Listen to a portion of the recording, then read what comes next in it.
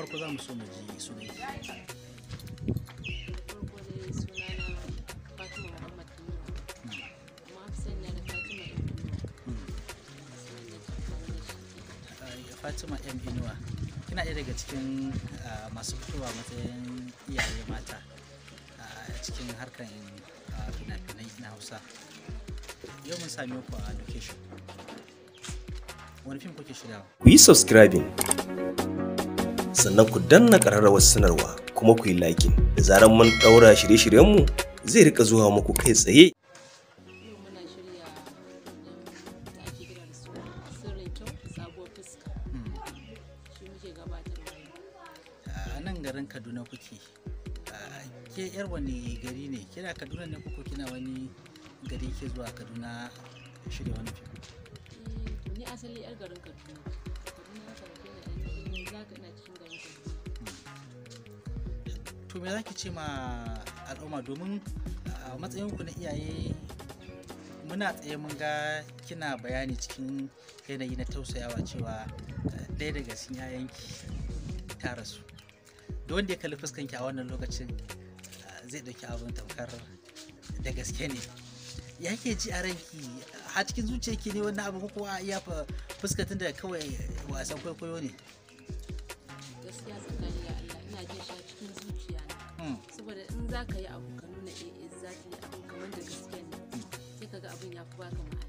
Amma ka nuna kamar kawai shiri ne a yi a tashi abin ba zai baka ma'ana sosai. Don haka ni na ɗauke shi kamar da gaske ne. Abin ya faru da ni.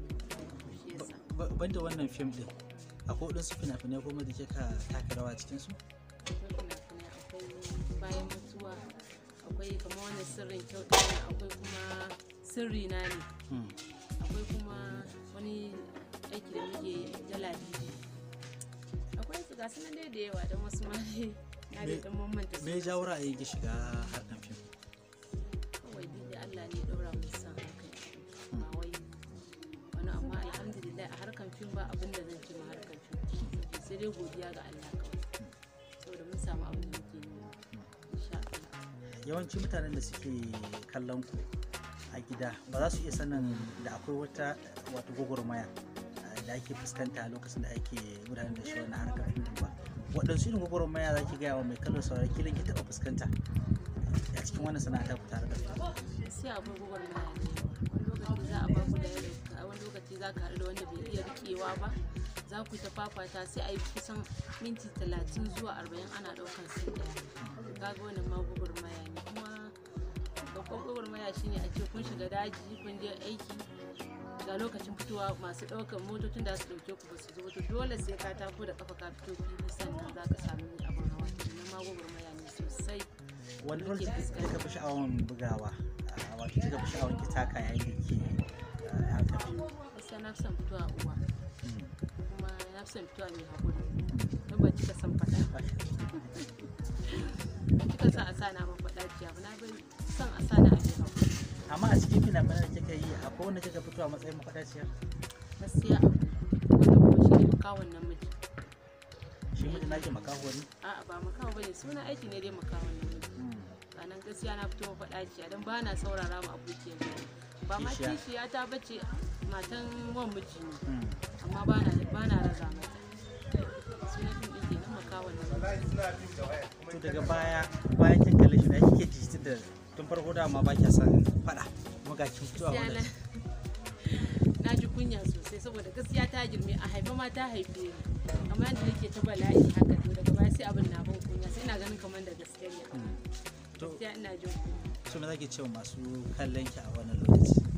Masu kallo da sauraron mu idan mun yi kuskure a matsayin mu na yan adam a dinga mana uzuri kuma muna neman yafiya ga al'umma wanda muka bata mu rai wanda muka yi ba daidai ba a yafe mana abin da muka daidai kuma a cigaba da mana addu'a a kan shi har Allah ya sa mu cin magana. Da wani jarumi kika fi so ki fim a ci lokacin da yake harkar fim? Ni dai gaskiya duk jarumin da aka haɗa da shi na jin daɗin aiki da shi kuma waye shi in dai aka haɗa da shi ina jin daɗin aiki da shi ni ban da ƙwararre da kowa ma na wani. Faɗe gaskiya tsakaninki da Allah, an ce akwai soyayya tsakaninku da jarumi matashin da tijo, menene gaskiyar al'amarin? dan an ga kuna fitowa fina-finai da dama a matsayin matan shi kuma an ce soyayya ta riga ta dore. Wanda ko faɗan mutane ne kuma shi darakta ko mai producer ba ruwan shi da a'a ke da wancan kuna so shi ba ruwan shi da wannan kwan aiki ya hada zai hada amma ni tsakanina da dattijan matashi ba komai tare da shi.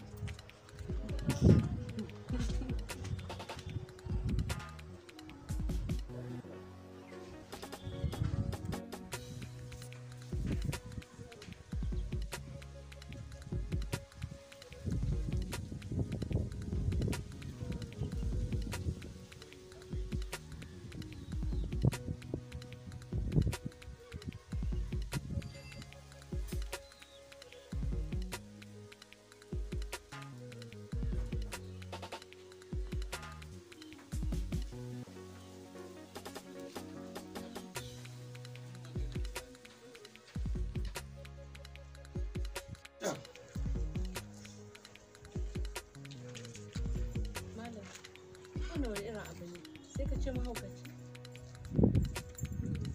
Ni ma abin ya daure mu yadda na ga yaron ya zo wani abu mai kama da almara.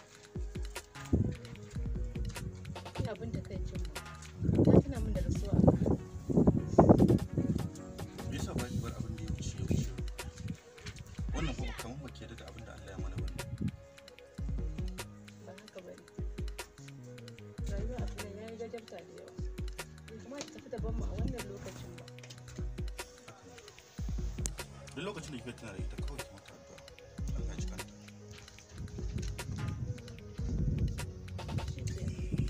Allah ya ji kanta. Allah ya gafarta. Cut.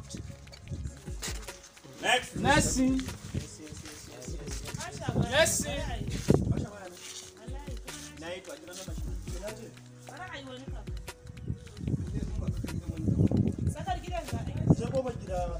Sakar gida za a yi yanzu. Sakar gida duka.